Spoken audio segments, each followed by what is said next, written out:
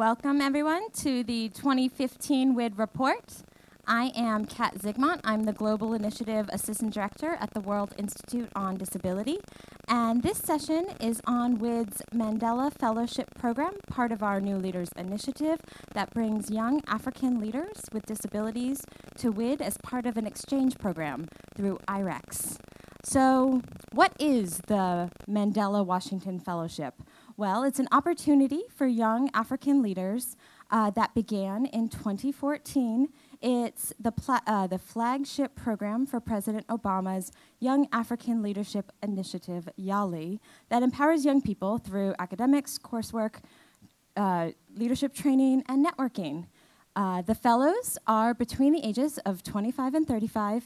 They have an established record of accomplishments with their organizations and communities within their country. In 2015, fellows represented all 49 countries of sub-Saharan Africa. 50% of the fellows were women, and 76% had never spent substantial amount of time in America. There's approximately 1,000 fellows each year. And 100 of them get professional development experience, which is a month-long internship in a nonprofit organization or an organization that is similar to their work in country. So, why is WID interested in this? What's the relevance for us? Well, the World Health Organization states that over 1 billion people, about 15% of the world's population, have some sort of disability. And it's estimated that over 80% of those are people with disabilities that live in developing countries. The World Bank also estimates that over 20% of the world's poor are people with disabilities that are living in developing countries. So the biggest value for WID is to understand what life is like for people with disabilities living in developing countries in Africa. So with that said, I want to tell you a story. We had a volunteer, a fellow here this summer. Her name is Jane. She's from Kenya. And in one of our first meetings, I asked her, what's the biggest problem for you? What is the #1 issue related to disability that you deal with? And she goes, oh, Kat, it's the witch doctors. And I go, what now? Because I had never heard of this. And she said, well, the witch doctors believe that because I'm a person with albinism, my blood has magical powers, and thus they try and cut off my limbs or kill me outright, and they sell my blood on the black market. And I went, well, how am I going to do something about this for her? And she goes, but don't worry, Kat. The #2 issue is sunscreen. And I go, okay, well, tell me a little bit more about that. Well, clearly, for a person with albinism, you need to protect your skin from the sun.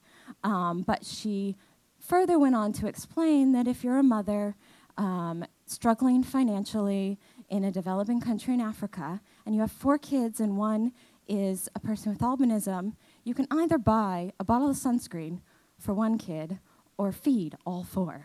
And that's a real choice that mothers have to make. So why do I tell you these stories? Well, I tell you them because they are 2 great examples of major issues that we have seen from all the experiences of people with disabilities in Africa, regardless of their disability. One is social factors. Social factors and belief systems have a huge impact on people with disabilities living in developing countries. Albinism clearly is a very specific one, but many people with disabilities, their families believe they're cursed, or depending on the disability, they might think they're blessed. And these attitudes and mindsets really impact the way that an individual sees themselves, the way the family treats the individual, and the way that that individual can interact with their community. So social systems and beliefs are huge. The other thing is resources. So such as sunscreen is an expensive resource. Even though it seems simple to us, it is expensive and not accessible. This is also true, for example, of white canes. Raleigh from Liberia, for example, told us that many members of his community were unable to get white canes, and so they would fashion a stick to use instead of a cane.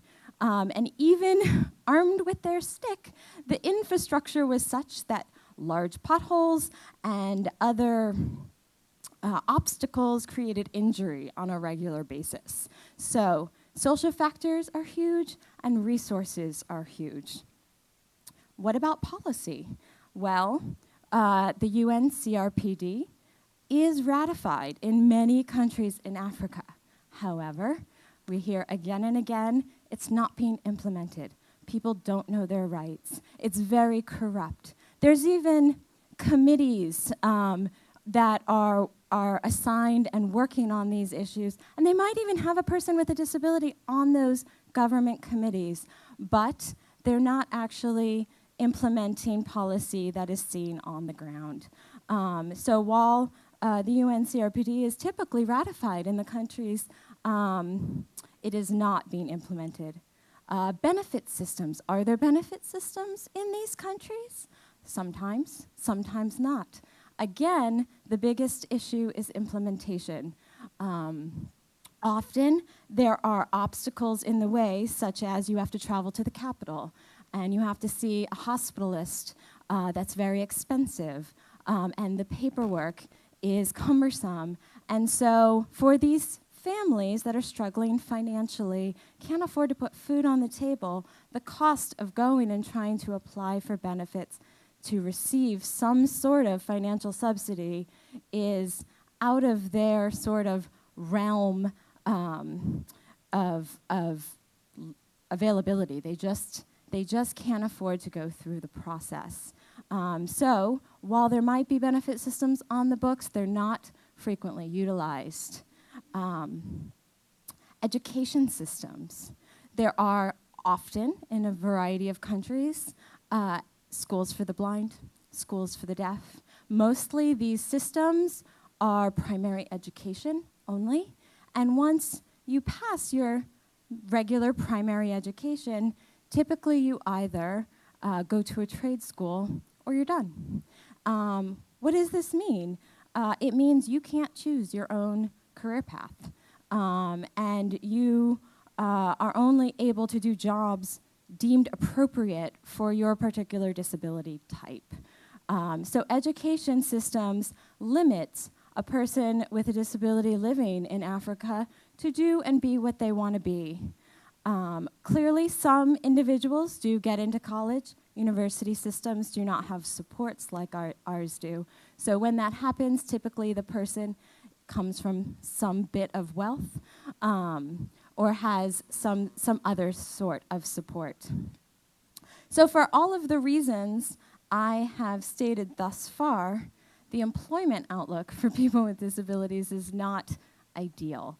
When you are going into the workforce coming from one of these trade schools, or rather from these schools for the deaf or blind, you don't have the same skill set as the general population. So employment is a big problem. And I have to say, we've had, over the past 2 years, 5 Mandela Fellows, and all of them, in one way or another, are working on increasing employment opportunities for people with disabilities in their country. So I think that's pretty telling. I'd like to talk a little bit about Aliou. Aliou he was just here last month, actually. He is a blind young African leader living in the Gambia. And he came here, one of the main things he wanted to increase his marketing skills, right? He wanted to know how he could tell his story a little better and sort of get it out into those platforms. So we filmed a WID discussion series with him. So instead of me telling you about him, I thought I'd just take a minute and show a segment of this discussion series so you could hear about his work from his own words. Aliou, will you tell us a little bit about yourself and your work in the Gambia? Thank you, Kat. I am a teacher by profession, and I am the founder of Start Now organization in the Gambia with the vision to see an inclusive higher education and employment for visually impaired people in the Gambia and Africa at large. That is amazing. So tell me, why did you choose Start Now? Blind and partially sighted people in the Gambia face a challenge to compete with their sighted peers in higher education and employment. Being a visually impaired when I was going to high school, and after completion of my high school, it was very difficult to pursue, higher education due to lack of quality rehabilitation services.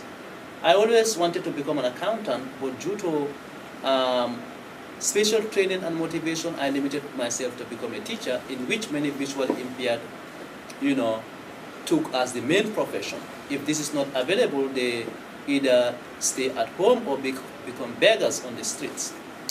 Now, in 2011, I visited Kantari in India to learn on a leadership training aimed to set up a social project.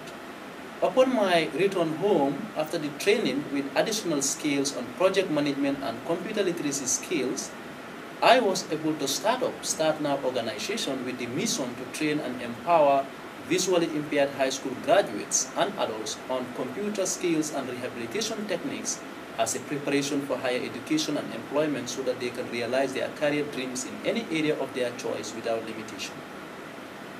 That is really great, Aliu, how you had your own personal transformation and now you pay it forward through your organization by giving those sorts of skill sets to others with the same sort of visual impairments. That's great. Thank you. Can you tell me specifically about the types of programs that you have at Start Now? We have two ongoing projects, namely the Step Higher project and the Jump High project. Step Higher and then Jump Higher. That's right. Oh, good. So the Step Higher is meant to prepare visually impaired high school graduates seeking for higher education, and so that they can go to any university or higher institution and realize their career course. And the Jump High is meant to prepare adults on job placement and internship to create, job opportunities for them, to placing them on companies of their interest. Great, so there's two tracks. There's the higher education track and the employment track. That's right. Wonderful. Those are WID's values too. We really feel like people with disabilities moving towards higher education and employment is the right way to move forward. So it's great that you're doing that same type of work in the Gambia. Do you have success stories from people who have been through your program? Oh, yes. Since establishment of Start Now in 2012, we have trained over 20 visually impaired youth and adults on computer skills and rehabilitation techniques. And one of our current staff is a beneficiary of the Step Higher project. And today, he is the program officer of Start Now. And he was also been recommended by Start Now in 2014 for a leadership training in India. And one beneficiary is a nurse that has benefited from our computer training, and today he is able to use the internet to research on his field. And we have been partnering with institutions in the Gambia and outside to further develop Start Now. It's amazing how technology can help facilitate one's research and employment skill sets. So that's great. So what are your long-term goals and Start Now's long-term goals? Is to expand Start Now as a technology hub in Africa to train more visually impaired people in need of skills, and also to campaign against societal prejudices and discrimination towards visually impaired people, so that we have an inclusive world with equal opportunities for everyone. So like Aliyu, many of our Mandela Fellows are very bright, they're very driven, and the exchange is really valuable, I feel. So with that said, I think I'll open it up for questions. Does anyone have any questions? Yes, are we passing the mic? Yeah, good.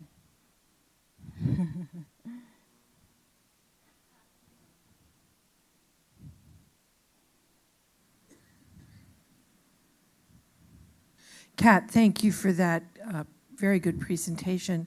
I'd like to know if WID is finding ways to continue to have relationship and dialogue and be supportive and to learn from the Mandela Fellows that come here.